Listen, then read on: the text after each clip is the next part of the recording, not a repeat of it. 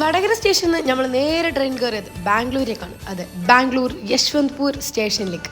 അവിടുന്ന് ഫുഡ് കഴിച്ച് രാവിലെയായി നമ്മൾ നേരെ ഒരു റൂം എടുത്തു. അവിടുന്ന് കുളിച്ച് ഫുഡ് കഴിച്ച് നമ്മൾ നേരെ പോയത് ഇങ്ങോട്ടേക്കാണ്. എൻ്റെ അടുത്ത 3 വർഷം ഇവിടെയാണ് സുഹൃത്തുക്കളെ. അവിടുന്ന് നേരെ പോയത് PG സെറ്റാക്കാനാണ്. PG സെറ്റാക്കാൻ നോക്കിയപ്പോഴാണ് ഈ പൂച്ച അവരുടെ പെറ്റാണ് ഇത്ര. അടുത്തുള്ള ഹോട്ടലിൽ കയറി ഫുഡ് അങ്ങോട്ട് കഴിച്ച് ഞാൻ നല്ല സൂപ്പർ ആന്ധ്ര ബിരിയാണിയും പറഞ്ഞു.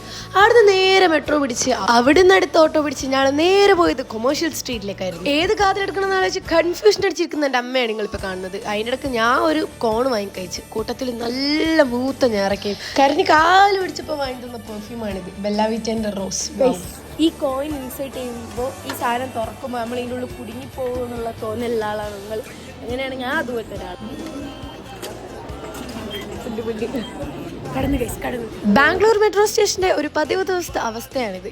എന്തോ ഭാഗത്തിന് നമ്മൾ അതിൽ നിൽക്കാനുള്ള സീറ്റ് കണ്ടുപിടിച്ച് അത് കണ്ട ഈ പോകുന്ന വഴിക്ക് കണ്ട ഒരു അമ്പലമാണിത്. അവിടുന്ന് നമ്മൾ നേരെ യശ്വന്ത്പൂർ റെയിൽവേ സ്റ്റേഷനിൽ വന്ന് അവിടെ നിന്ന് ഇത്തിരി ചായ കുടിച്ചു. ആ ക്രീം പന്നെ അമ്മ വാങ്ങിയാണെങ്കിൽ അതിന്റെ പകുതി കഴിച്ചാൽ ഞാൻ അടുത്തതായി ട്രെയിൻ ചെയ്ത് പ്ലാറ്റ്ഫോമിലായിരുന്നു കണ്ടുപിടിക്കേണ്ട ദൗത്യമായിരുന്നു. പക്ഷെ അത് കണ്ടുപിടിച്ച് ഞങ്ങൾ സീറ്റും തപ്പി അവിടെ 2 ദിവസത്തേക്ക് ഇത്രയേ ഉള്ളൂ. അപ്പം ശരി, ബൈ.